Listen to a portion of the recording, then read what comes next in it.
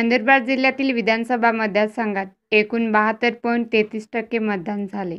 शहादा विधानसभेत एकूण 3,52,636 मतदारांपैकी 2,43,362 मतदारांनी आपला हक्क बजावला. त्यात 69.1% मतदान झाले.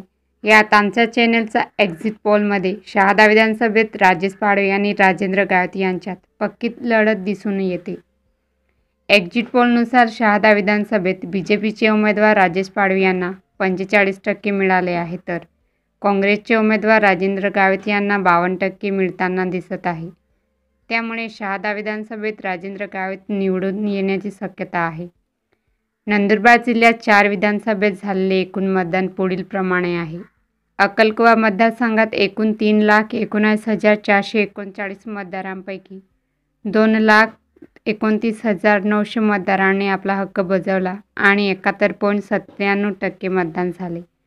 शहादा मतदारसंघात एकूण 3,52,636 मतदारांपैकी 2,43,362 मतदारांनी आपला हक्क बजावला.